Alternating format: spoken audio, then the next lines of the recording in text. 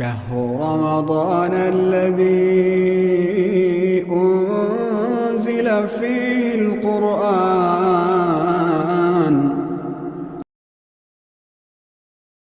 اسلامی بھائیوں، بزرگوں، دوستوں، نوجوان ساتھیوں، پردہ نشین اسلامی ماں اور بہنوں، پیارے بچوں، ہر قسم کی حمد و ثنا اللہ رب الجلال کے لیے ہے۔ بے انتہا درود و سلام نازل ہو محمد صلی اللہ علیہ وسلم پر اور آپ کے آل پر، اصحاب پر اور ان تمام پر جنہوں نے نیکی کے ساتھ آپ کی پیروی کی ہے۔ سورہ نساء کے تعلق سے کچھ معانی اور مضامین کا خلاصہ پیش خدمت ہے۔ اللہ تعالیٰ سے دعا ہے کہ اللہ تبارک و تعالی ہمارے علم میں اضافہ فرمائے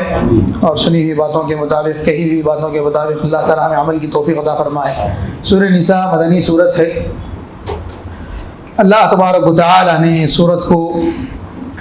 خواتین کے نام سے موسوم کیا ہے۔ ابن عباس رضی اللہ عنہما فرماتے ہیں کہ سورہ نساء مدینے میں نازل ہوئی اور جنگ احد کے بعد تقریباً 3 ہجری میں یہ سورت جو ہے نازل ہوئی، اور اس سورت کے نزول کے وقت حالات مسلمانوں کے اس طریقے سے تھے کہ یہودیوں کا بغض و عناد اور یہودیوں کا حسد اور ان کی دشمنی کھل کر سامنے آ چکی تھی، اور منافقوں کا نفاق بھی ظاہر ہو چکا تھا۔ ان حالات میں اللہ تبارک و تعالی نے ایک طرف جنگ احد کے شہداء کے جو بیوائیں ہیں اور بچے ہیں ان کے حقوق کو بیان کیا، دوسری طرف اللہ تبارک و تعالی نے دشمنوں سے معاملہ کرنے کے تعلق سے بہت سارے احکامات بیان فرمائے کہ کس طریقے سے ان لوگوں کا مقابلہ کیا جائے جو کہ دشمنی اور بغض و عناد ان کے ذریعے سے ظاہر ہوا ہے۔ تو اللہ تبارک و تعالیٰ نے بہت ساری باتیں اس صورت میں نازل فرمائیں، اور یہ اس صورت کا نام جو ہے یہ عورتوں کے لیے ایک اعزاز اور شرف ہی مانا جائے گا۔ عموماً قرآن مجید میں اللہ تبارک و تعالیٰ نے مختلف مناسبتوں سے صورتوں کو نام دیا ہے۔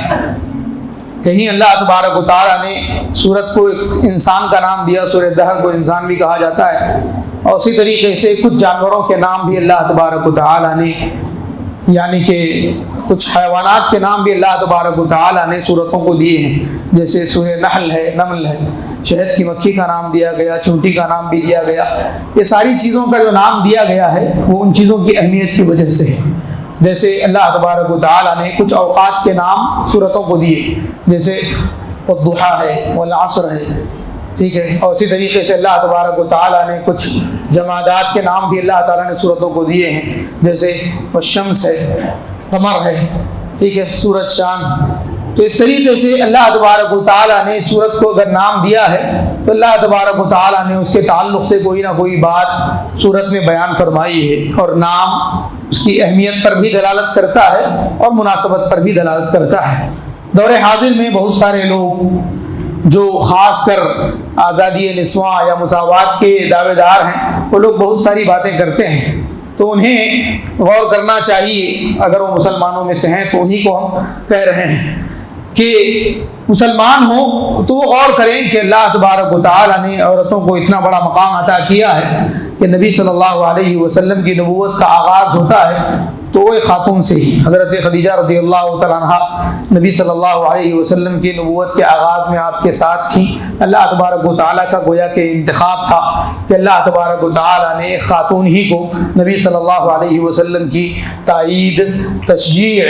اور ہمت افزائی کے لیے، نبی صلی اللہ علیہ وسلم کا ساتھ دینے کے لیے اللہ تبارک و تعالیٰ نے چنا۔ اسلام کی سب سے پہلی شہیدہ بھی ایک خاتون ہی تھیں، حضرت ام عمار سمیہ رضی اللہ تعالیٰ عنہ۔ اسی طریقے سے نبی صلی اللہ علیہ وسلم کی زندگی کے جو آخری لمحات ہیں اس وقت بھی اللہ تبارک و تعالیٰ نے ایک عورت ہی کو اعزاز بخشا کہ نبی صلی اللہ علیہ وسلم کی وفات جب اللہ کے نبی صلی اللہ علیہ وسلم رفیق اعلیٰ سے جا ملے تو اس وقت عائشہ رضی اللہ تعالیٰ عنہ کے گود میں آپ کا سر تھا۔ تو اللہ تبارک و تعالیٰ کا یہ اعزاز ہے عورتوں کے لیے۔ اسی طریقے سے ان حالات پر غور کیا جائے جو حالات خاص کر جاہلیت کے تھے، زمانہ جاہلیت کے وہ چاہے جہاں کے بھی ہوں، اس میں کوئی استثناء نہیں ہے۔ مراد زمانہ جاہلیت سے صرف اللہ کے نبی صلی اللہ علیہ وسلم کو جہاں پر نبی بنا کر بھیجا گیا وہی کا زمانہ جاہلیت مراد نہیں ہے، بلکہ زمانہ جاہلیت وہاں کا بھی یہاں کا بھی، اور اب تک بھی زمانہ جاہلیت کے اثرات موجود ہیں۔ بہت سارے مذاہب میں وہی زمانہ جاہلیت کے رسوم رواج آج تک بھی ہیں، لیکن اسلام نے عورتوں کو ان جاہلی رسم و رواج سے نجات دلایا۔ جیسے ان میں سے کچھ چیزیں جو کہ آپ لوگوں نے کئی مرتبہ سنی ہوں گی، ایک تو یہ کہ خاتون کو زندہ درگور کر دینا، بچی پیدا ہوئی زندہ درگور کر دینا۔ وَإِذَا بُشِّرَ أَحَدُهُم بِالْأُنثَىٰ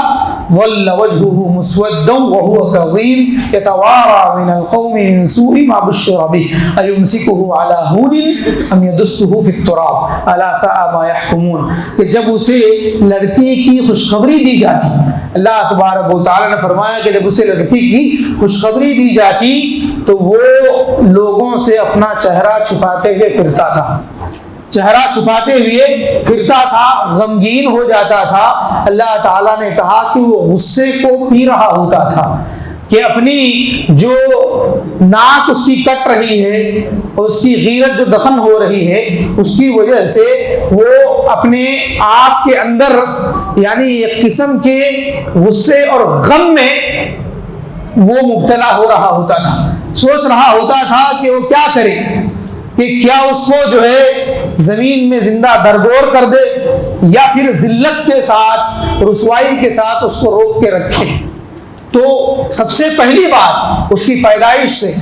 اور اس کے مقابلے میں اسلام کی تعلیم کو دیکھا جائے کہ اللہ کے نبی صلی اللہ علیہ وسلم نے فرمایا کہ ایک کوئی آدمی اگر 2 لڑکیوں کی پرورش کرتا ہے، ان کو تعلیم دیتا ہے اور ان کو ادب سکھاتا ہے اور بہترین ادب سکھاتا ہے، بہترین تربیت کرتا ہے، تو کن لہن سترا من النار، وہ لڑکیاں اس کے لیے جہنم سے آڑ بن جائیں گی، جہنم سے آڑ بن جائیں گی اگر وہ ان کی تعلیم و تربیت اور بہترین پرورش کا انتظام کرتا ہے۔ اور یہ خوشخبری لڑکوں کے بارے میں نہیں دی گئی، یہ خوشخبری لڑکوں کے بارے میں نہیں دی گئی۔ تو پیدائش سے ہی جس کو یا تو ذلت اور عار مانا جاتا تھا اور اس کو زندہ درگور کر دیا جاتا تھا، اللہ کے نبی صلی اللہ علیہ وسلم نے یعنی کہ اسلام نے اس کو اتنا مقام دیا کہ آپ نے فرمایا کہ یہ لڑکی تمہارے لیے اچھی تربیت کرنے کی صورت میں جہنم سے آڑ بن جائے گی۔ اور اس کے بعد جتنی بھی اس کی شکلیں ہیں آپ جانتے ہیں کہ اگر وہ لڑکی بڑی ہو جائے پھر وہ ماں بن جائے تو اللہ کے نبی صلی اللہ علیہ وسلم نے اسی کی خدمت میں جنت کی خوشخبری دی ہے۔ اور اسی طریقے سے اللہ کے نبی صلی اللہ علیہ وسلم کی بعثت سے پہلے عورتوں کو میراث جائیداد کے حق سے بے دخل کر دیا گیا تھا۔ اگر کوئی لڑکی یتیم ہو جاتی تو اس کو اس کا حق نہیں دیا جاتا تھا۔ 2 کاموں میں سے ایک کام کرتے تھے وہ لوگ، یا تو یہ کہ اگر وہ مال والی ہے، جمال والی ہے، تو خود اس سے بغیر مہر کے شادی کر لیتے تھے، بغیر مہر کے شادی کر لیتے تھے۔ کیوں؟ جمال اور مال دونوں اس کے پاس ہیں تاکہ وہ مال کو ہڑپ کر لے، اس لیے وہ اس سے شادی کر لیتا تھا بغیر مہر کے۔ اللہ تبارک و تعالیٰ نے اسی صورت میں اس کا رد فرمایا کہ اگر شادی کرنا ہو تو حق کے ساتھ کرو، حق کے مہر ادا کرو اور اس کو اس کے جائیداد کا حق دو، پھر شادی کرو، ورنہ جہاں تمہاری رغبت ہو وہاں شادی کر لو۔ تو ان کو جائیداد سے بے دخل کر دیا جاتا تھا، اسلام نے ان کو جائیداد میں حصہ دیا۔ اسی طریقے سے عورت اگر حالت حیض میں ہوتی تو اس صورت میں اس کو چھونا بھی وہ گناہ سمجھتے تھے، اس کو چھونا بھی مناسب نہیں سمجھتے تھے۔ اللہ کے نبی صلی اللہ علیہ وسلم نے اس حالت میں بھی انہیں عزت دی۔ حضرت عائشہ صدیقہ رضی اللہ تعالیٰ عنہا فرماتی ہیں کہ میں حیض کی حالت میں ہوتی تو اللہ کے نبی صلی اللہ علیہ وسلم میرے ساتھ جب کھانا تناول فرماتے تو وہیں سے پانی پیتے جہاں سے میں پانی پیتی تھی، اور ہڈی سے گوشت وہیں سے کھاتے جہاں سے میں کھاتی تھی۔ تو اللہ کے نبی صلی اللہ علیہ وسلم نے معاملات میں ہو یا حقوق میں ہو، جو حق اللہ کے نبی صلی اللہ علیہ وسلم نے عورتوں کو دیے ہیں، اسلام نے دیے ہیں، وہ بہت بڑے ہیں، چاہے وہ یتیم ہو یا پھر بہن ہو یا ماں ہو، ہر صورت میں اسلام نے اس کو جائیداد میں حصہ دیا ہے، بیٹی ہونے کی صورت میں بھی، بہن ہونے کی صورت میں بھی، ماں ہونے اور بیوی ہونے کی صورت میں بھی، کسی صورت میں اسلام نے اس کو جائیداد سے بے دخل نہیں کیا، حالانکہ یہ چاروں صورتوں میں زمانہ جاہلیت میں اس کو جائیداد سے محروم کر دیا جاتا تھا۔ ابھی بھی کچھ ایسے مذاہب موجود ہیں جو آج بھی اس کو جائیداد سے بے دخل کرتے ہیں۔ یہی وجہ ہے کہ یا تو اس کی شادی میں اس کو کچھ دے دیا جاتا ہے، نواز دیا جاتا ہے، پھر اس کے بعد اس کا کوئی حق نہیں ہوگا، یا تو پھر کچھ تحفے تحائف دے کر کے اس کو خوش کر دیا جاتا ہے، پھر اس کو اس کا کوئی حق نہیں دیا جاتا۔ عام معاملات میں اللہ کے نبی صلی اللہ علیہ وسلم نے عورتوں کو جو اہمیت دی ہے، عورتوں کے تعلق سے جو آپ نے احکامات بتائے ہیں، وہ بھی عورتوں کے مقام اور مرتبے کو بتانے کے لیے کافی ہے۔ اللہ کے نبی صلی اللہ علیہ وسلم سفر میں تھے، لوگوں نے جو ہے غالباً سواریوں کو جو ہے تیز دوڑانا شروع کیا، تو آپ نے کہا تھا کہ رفقا بالقواریر، آپ جنوں پر نرمی کرو۔ نبی صلی اللہ علیہ وسلم نے عورتوں کو آپ گینوں سے تشبیہ دی کہ شیشے کو جس طریقے سے احتیاط سے اٹھایا جاتا ہے، لے جایا جاتا ہے، اس طریقے سے آپ نے فرمایا کہ رفقا بالقواریر، آپ گینوں کے ساتھ نرمی کرو۔ اسی طریقے سے اللہ تبارک و تعالیٰ نے اس صورت میں کہا کہ وعاشروہن بالمعروف، تم نیکی کے ساتھ ان سے معاملہ کرو۔ فإن کریہتموہن فعسى أن تکرہوا شیئا، اگر تمہیں ان کے اندر کوئی چیز ناپسند نظر آئے، ناپسندیدہ چیز نظر آئے، تو کوئی بات نہیں، صبر کرو۔ فعسى أن تکرہوا شیئا ويجعل الله فيه خیرا کثیرا، ہو سکتا ہے کہ تم کسی چیز کو ناپسند کرو اور اللہ تبارک و تعالیٰ اسی میں بہت زیادہ خیر رکھ دے۔ ابن عباس رضی اللہ عنہما فرماتے ہیں کہ اس سے مراد یہ ہے کہ ایک عورت کے سلسلے میں آدمی کو، شوہر کو کوئی چیز ناپسند لگتی ہے، لیکن ہو سکتا ہے کہ وہ اس کے ساتھ لطف و کرم کا معاملہ کرے، نرمی کا معاملہ کرے، پھر اللہ تعالیٰ اس سے ایسی اولاد پیدا کرے جس میں اس کے لیے بہت سارا خیر ہو، دینی اعتبار سے، اخروی اعتبار سے۔ تو اللہ کے نبی اللہ تبارک و تعالیٰ نے ناپسندیدگی کی صورت میں بھی ان کے اندر خیر کا پہلو رکھا، اور خیر کے پہلو کے ساتھ اللہ تبارک و تعالیٰ نے ان کے ساتھ معاملہ کرنے کا حکم دیا۔ اسی طریقے سے نبی صلی اللہ علیہ وسلم کے حجۃ الوداع کا جو خطبہ ہے، اس خطبے میں آپ نے کہا تھا کہ استوصوا بالنساء خیرا فإنکم اخذتموہن بأمان اللہ واستحللتم فروجہن بکلمۃ اللہ، کہ تم عورتوں کے ساتھ بھلائی کے ساتھ معاملہ کرو، اچھا سلوک کرو،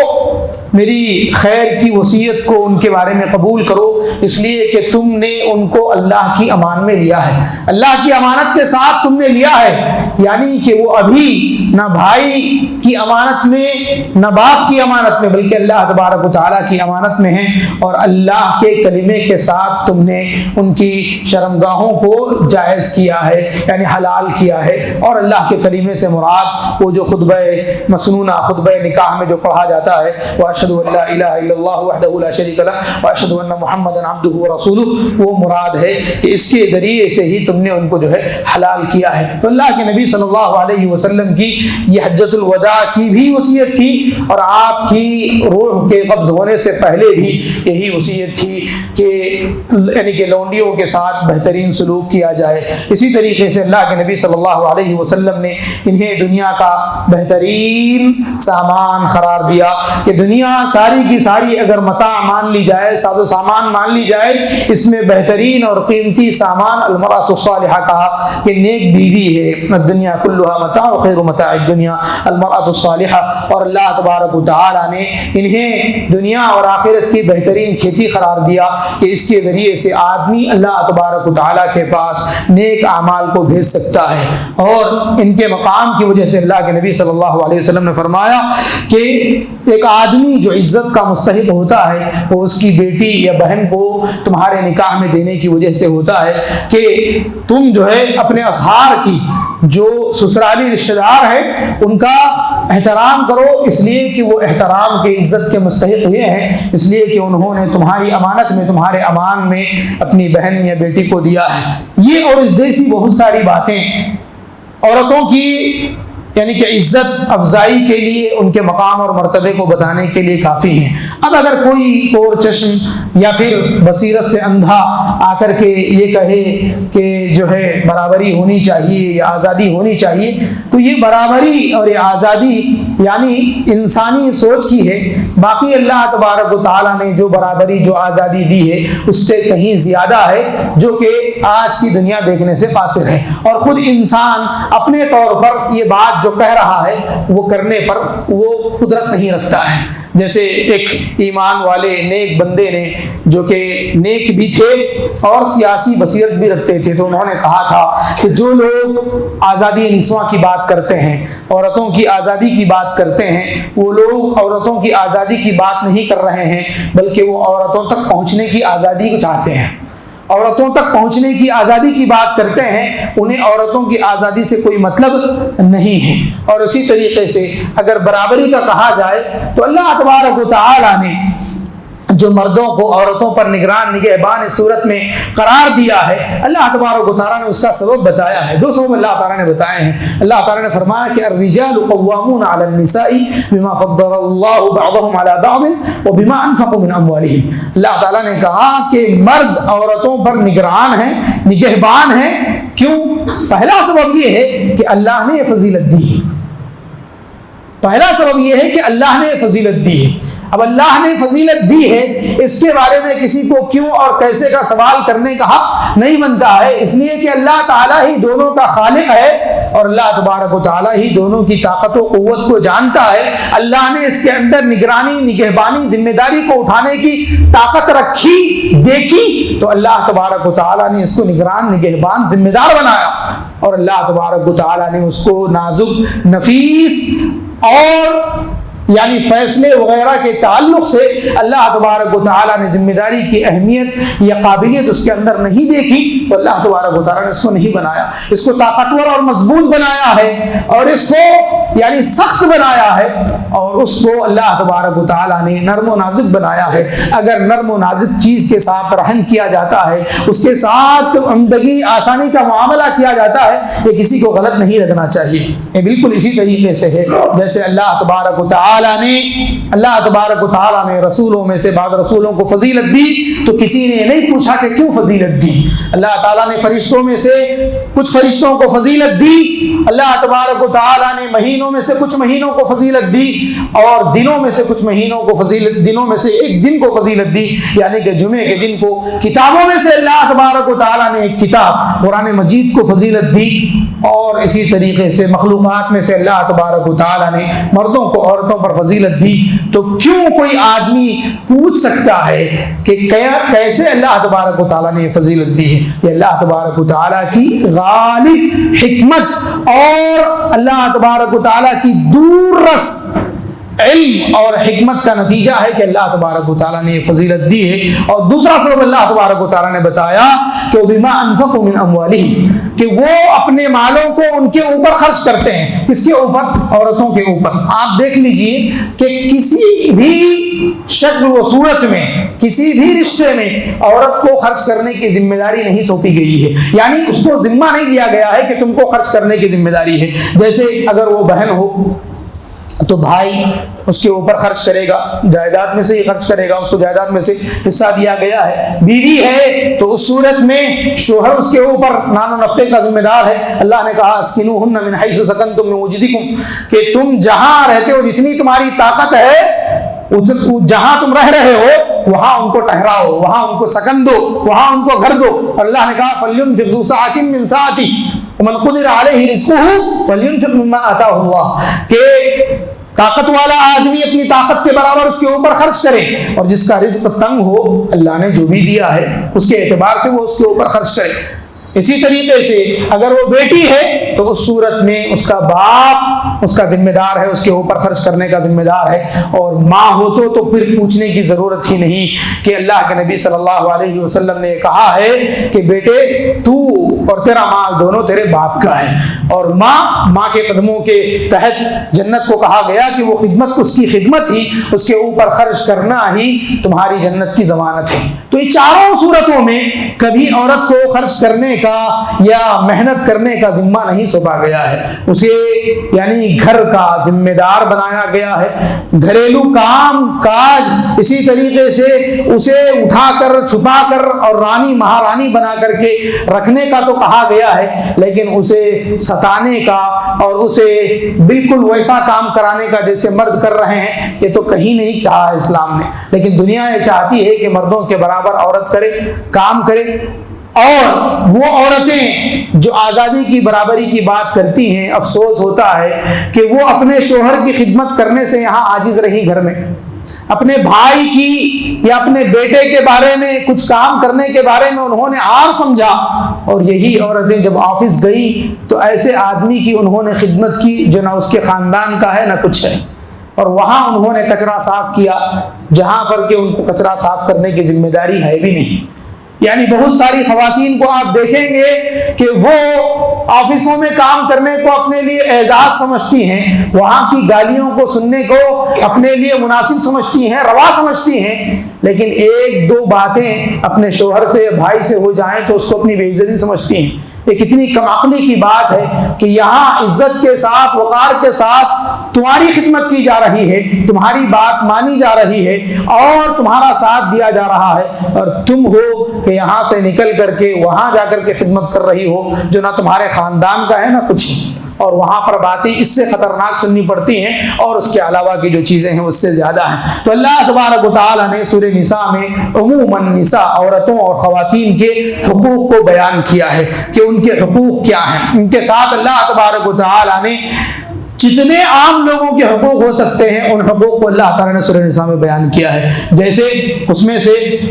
والدین کے حقوق، رشتہ داروں کے حقوق، پڑوسیوں کے حقوق، اور پڑوسیوں میں پہلو میں بیٹھنے والا ساتھی بھی اور سفر کا ساتھی بھی۔ اللہ تبارک و تعالیٰ نے کہا کہ اگر ساتھ میں کام کرنے والا ساتھ میں بیٹھنے والا ہے تو اس کے ساتھ بھی حسن سلوک کا اللہ تبارک و تعالیٰ نے حکم دیا، اس کا بھی حق بتایا، مسافروں کا بھی حق اللہ تبارک و تعالیٰ نے بتایا۔ اسی طریقے سے اس صورت میں اللہ تبارک و تعالیٰ نے شریعت کی جو آسانیاں ہیں ان آسانیوں کو اللہ تعالیٰ نے کھول کھول کر کے بیان کیا ہے۔ شریعت کی آسانیوں سے مراد یہ کہ اللہ تعالیٰ فرماتے ہیں کہ وما جعل علیکم فی الدین من حرج، کہ اللہ تعالیٰ نے دین میں کوئی تکلیف نہیں بنائی ہے، مشقت نہیں بنائی ہے، اللہ تعالیٰ نے دین بڑا آسان ہے۔ وہ آسانیاں اگر دیکھنا چاہیں تو آسانیاں آپ کو سورہ نساء میں ملیں گی، جیسے اللہ تبارک و تعالیٰ فرماتے ہیں کہ اللہ تبارک و اذا ضربتم فی الارض فلیس علیکم جناح ان تقصروا من الصلاۃ، کہ جب تم سفر کرو تو تمہارے اوپر کوئی حرج نہیں ہے، کوئی گناہ نہیں ہے کہ تم نماز کو قصر کرو۔ نماز کو قصر کرنے کا حکم اللہ تعالیٰ نے سورہ نساء میں دیا۔ اسی طریقے سے تیمم کا حکم اللہ تبارک و تعالیٰ نے سورہ نساء میں دیا، اور یہ امت کے لیے بڑی آسانی ہے کہ وہ آدمی جہاں بھی جائے دنیا میں اگر اس کو پانی نہیں ملتا ہے تو آدمی مٹی سے تیمم کرے اور نماز ادا کر لے۔ تو اللہ تبارک و تعالیٰ نے حقوق کو بیان کرنے کے ساتھ آسانیوں کو بھی اللہ تبارک و تعالیٰ نے بیان کیا کہ تمہارے لیے اتنی آسانیاں ہیں، اور یہ ساری آسانیاں یعنی کہ اللہ تبارک و تعالیٰ نے سورہ نساء میں بیان فرمائی۔ اسی طریقے سے اللہ تبارک و تعالیٰ نے حقوق کو، عورتوں کے حقوق کو بیان کرتے ہوئے اللہ تبارک و تعالیٰ نے فرمایا کہ یرید اللہ لیبین لکم ویہدیکم سنن الذین من قبلکم ویتوب علیکم واللہ علیم حکیم، کہ اللہ تعالیٰ نے کہا کہ اللہ تعالیٰ تمہارے لیے تمہیں ہدایت دینا چاہتا ہے، اور اللہ تبارک و تعالیٰ تمہارے لیے راستے اور طریقے بیان کرنا چاہتا ہے، اور اللہ تعالیٰ چاہتا ہے کہ تمہارے لیے آسانی کرے، اور وہ لوگ جو خواہشات کی پیروی کرنے والے ہیں وہ چاہتے ہیں کہ تم کنارے ہو جاؤ، تم ان کی خواہشات کی پیروی کرو۔ وَيُرِيدُ الَّذِينَ يَتَّبِعُونَ الشَّهَوَاتِ أَن تَمِيلُوا مَيْلًا عَظِيمًا، تو شہوات کی، خواہشات نفس کی پیروی کرنے والے چاہتے ہیں کہ تم ان کی طرف مائل ہو جاؤ، یعنی حق کے راستے سے تم مکر جاؤ، ہٹ جاؤ، ایسا چاہتے ہیں۔ لیکن اللہ تبارک و تعالیٰ چاہتا ہے یرید اللہ ان یخفف عنکم، اللہ تعالیٰ تمہارے اوپر آسانی چاہتا ہے، اللہ تبارک و تعالیٰ تمہارے اوپر معاملات کو ہلکا کرنا چاہتا ہے۔ وخلق الانسان ضعیفا، انسان کو بہت ہی ضعیف پیدا کیا گیا ہے، انسان کا باپ انسان کی کمزوری کے باعث ہی اللہ تبارک و تعالیٰ نے اس کے لیے شریعت کو بھی آسان کیا ہے۔ تو یہ سورت بہت سارے حقوق کو کے بیان کے ساتھ، شریعت کی آسانیوں کے ساتھ ساتھ اپنے اندر بہت بہترین آیات کو لیے ہوئے ہے، وہ قول ہم بیان کر دیتے ہیں۔ حضرت عبداللہ بن مسعود رضی اللہ عنہ فرماتے ہیں کہ سورہ نساء میں 5 ایسی آیتیں ہیں جو آیتیں مجھے دنیا اور دنیا کے اندر جتنی چیزیں ہیں، جن چیزوں پر سورج شروع ہوتا ہے، وہ ساری چیزوں سے زیادہ محبوب وہ آیتیں ہیں مجھے۔ وہ آیتیں 5 آیتیں جو کہ انہوں نے کہیں اس لیے کہ ان آیتوں میں اللہ تعالیٰ کی جانب سے بشارتیں ہیں، ان آیتوں میں اللہ تبارک و تعالیٰ کی جانب سے آسانیاں ہیں، اور ان آیتوں میں آدمی کے لیے اللہ تبارک و تعالیٰ کی جانب سے انعامات ہیں۔ ان میں سب سے پہلا کیا ہے؟ آیت ہے ان اللہ لا یظلم مثقال ذرہ، کہ اللہ تعالیٰ ذرہ برابر بھی ظلم نہیں کرتا۔ وَإِن تَكُ حَسَنَةً يُضَاعِفْهَا، اور اگر کوئی نیکی ہوگی، ایک بھی نیکی ہوگی تو اللہ تعالیٰ اس کو ڈبل کرے گا، دگنا کرے گا، اور ایک نیکی کو اللہ تعالیٰ 10 گنا، 10 سے لے کر کے 700 گنا بڑھا کر کے دے گا۔ پہلی آیت۔ دوسری آیت ان تجتنبوا کبائر ما تنہون عنہ نکفر عنکم سیئاتکم وندخلکم مدخلا کریما، کہ اگر تم ان کبیرہ بڑے گناہوں سے اجتناب کرو جن سے تم روکے جاتے ہو، یعنی اگر تم کبیرہ گناہوں سے بچو گے نکفر عنکم سیئاتکم، تو ہم صرف کبیرہ گناہوں سے بچنے کی وجہ سے تمہارے گناہوں کا کفارہ، تمہارے جتنے چھوٹے گناہ ہیں ان کو ویسے ہی معاف کر دیں گے، ہم تمہارے گناہوں کو ویسے ہی معاف کر دیں گے اگر تم کبیرہ گناہوں سے بچو گے۔ نکفر عنکم سیئاتکم، تمہارے جو اس سے چھوٹے گناہ ہیں ان گناہوں کا کفارہ بنا دیں گے۔ کس چیز کو؟ کبیرہ گناہوں سے بچنے کے عمل کو صغیرہ گناہوں کا کفارہ بنا دیں گے۔ وندخلکم مدخلا کریما، اور باعزت جگہ میں ہم تم کو داخل کریں گے، یعنی کہ جنت میں داخل کریں گے۔ تیسری آیت ہے ان اللہ لا یغفر ان یشرک به ویغفر ما دون ذلک لمن یشاء ومن یشرک باللہ فقد افترى اثما عظیما ومن یشرک باللہ فقد ضل ضلالا بعیدا، کہ بے شک اللہ تعالیٰ اس بات کو معاف نہیں کرتا کہ اس کے ساتھ کسی چیز کو شریک کیا جائے،